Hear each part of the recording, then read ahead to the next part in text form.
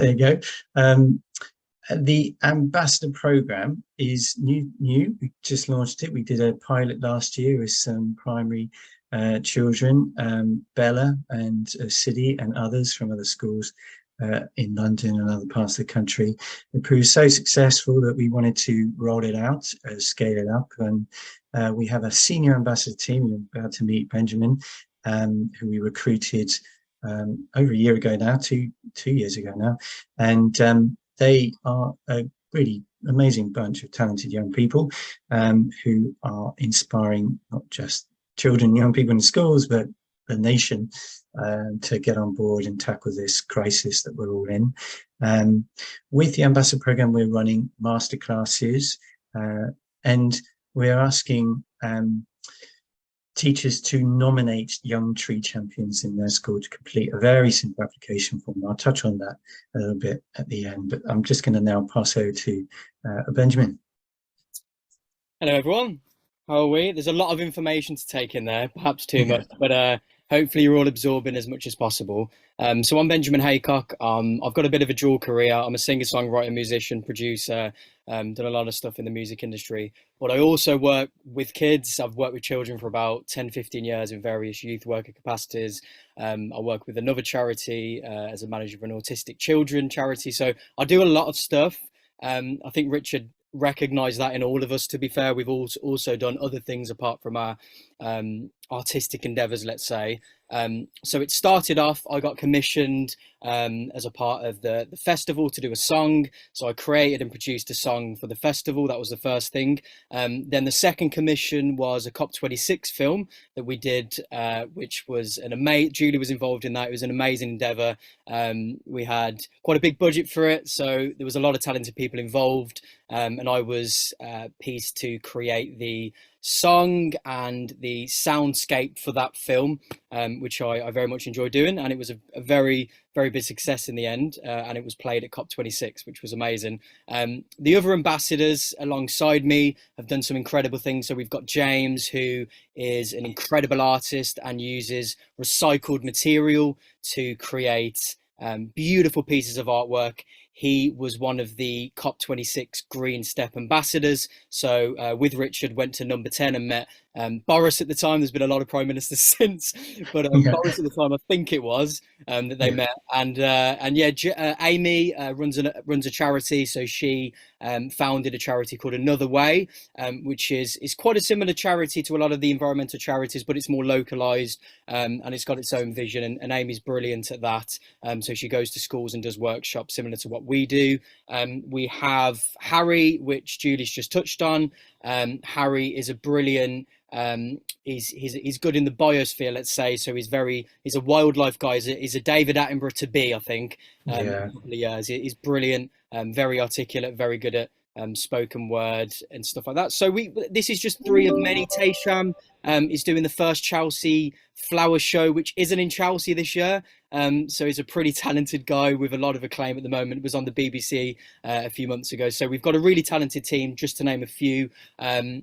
So one thing that I've done, just for a bit of progression in terms of as a senior ambassador, I started off as a singer-songwriter, ended up doing workshops with Richard and a few other Tree Council people throughout the UK. So we went up north, we went to the south, did a lot of London, Lewisham, went to a lot of inner city deprived communities in Wales, for instance, and done a lot of workshops with the children, songwriting workshops, as well as nature-based environmental workshops, which was brilliant for me, as it gave me kind of another string to my bow and enabled me to use all my other talents as well as music, which was really beneficial to myself. There was a position which I've now taken over the past 6 months, which is as an ambassador officer. So I support the team in a more freelance role, and I'm a key part of the team creating the exhibition in June. I'm creating the soundscape and alongside the working team for that. So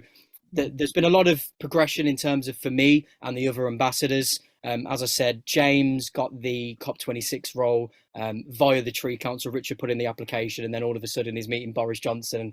You know, we can put that on his CV, and it's not a bad thing, you know. So these are just some examples of many in regards to the professional development and the roles and experiences. So what we've got coming is really exciting this year.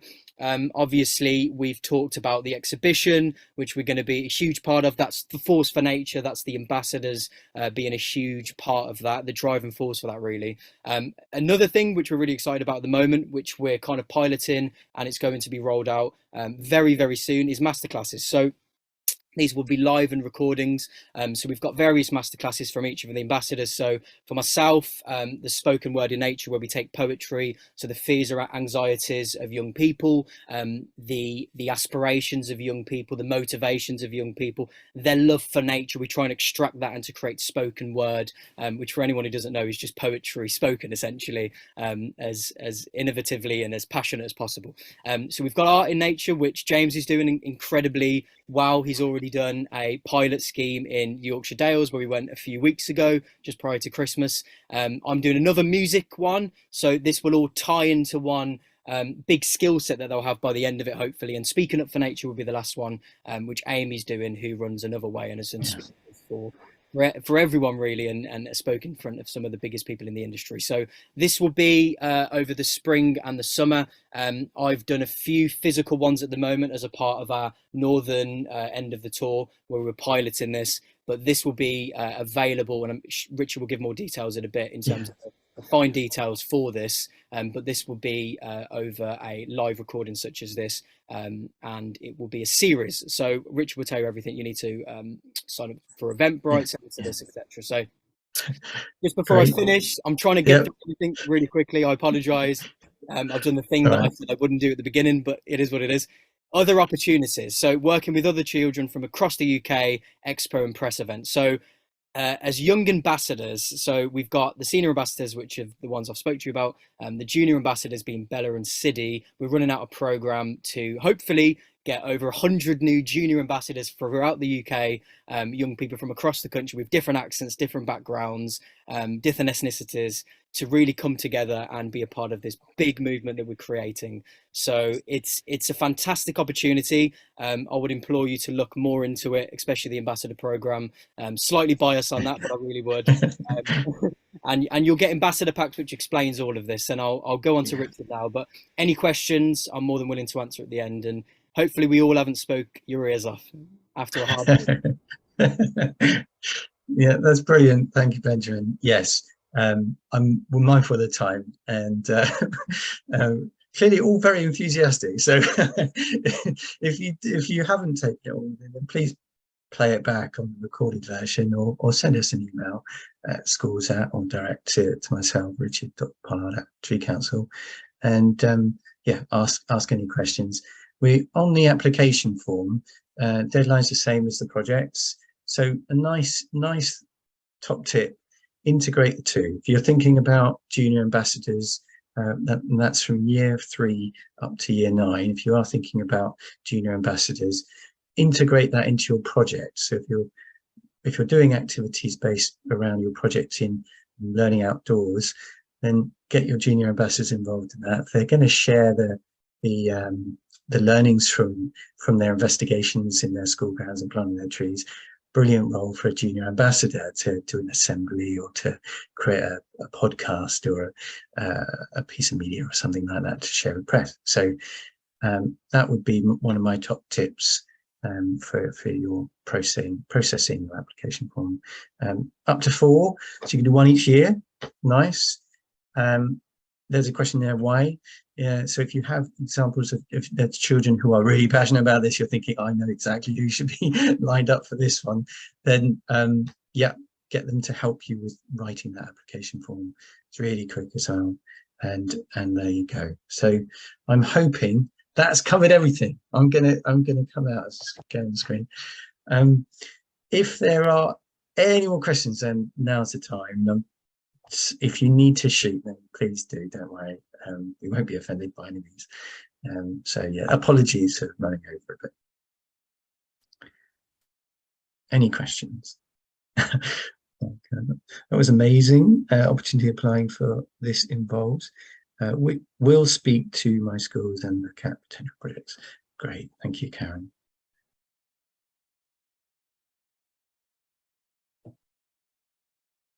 That's brilliant.